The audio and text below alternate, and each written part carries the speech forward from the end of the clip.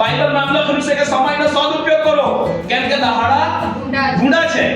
આજે આપણી પાસે સમય છે દેવની આરાધના કરવા માટે, દેવની આરાધના કરી લો. આજે આપણી પાસે સમય છે દેવના વચન સાંભળવા માટે. આજે દેવના વચન સાંભળવા માટે તમે શું કહે આત્મિક ભૂખ તે તમે પેદા કરો. તમે દોડશો પ્રભુના માટે. આજે તમારી પાસે સમય છે, કાલે તમારી પાસે સમય નહીં રહે. આજે હું એક વ્યક્તિને ઓળખું છું જે મને એકવાર એવું કહેતા હતા, તેની બહુ ઉંમર થઈ ગઈ. આજે મારા હાથ પગ નહીં ચાલે, આજે મને સેવા કરવાનું મન થાય છે, પણ આજે મારા હાથ પગ ચાલતા નથી એટલા માટે હું સેવા કરી શકતો નથી. તમે ભાગ્યશાળી લોકો છો કે તમને પ્રભુએ સમય આપ્યો છે, તમે આજે દોડી લો છો. તેનું કહેવાનો મતલબ એવું હતું કે મારો સમય જતો રહ્યો, મેં સમય બધો વેડફી નાખ્યો, મેં સમયને ગુમાવી નાખ્યો. હવે તે સમય ફરી આવી શકતો નથી. ફરી હું જુવાન બની શકતો નથી.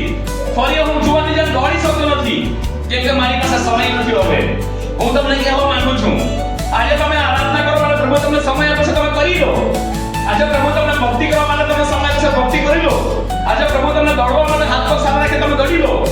પછી તમે 60 વર્ષ ને 80 વર્ષ પર તમે જતા રહો કે 90 વર્ષ જતા રહો પછી તમે એમ કહો કે મારે દોડવું છે, તો તમે દોડી નહીં શકો.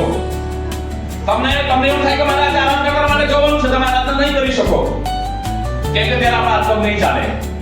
એટલે મારા દાઉદ કહે છે કે મારા મરણ પછી પ્રભુ તને શું લાભ થાય, મને જીવતો રાખ.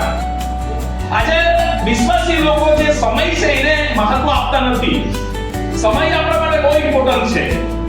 આજે આપણી પાસે મેં તમને કીધું ને આપણે જે જુવાન છે, આજે આપણે નાચીને આરાધના કરી શકીએ છીએ, કૂદીને આરાધના કરી શકીએ છીએ, આપણે જોર જોરથી તાળીઓ પાડી શકીએ છીએ, દેવની આરાધનાઓ કરી શકીએ છીએ.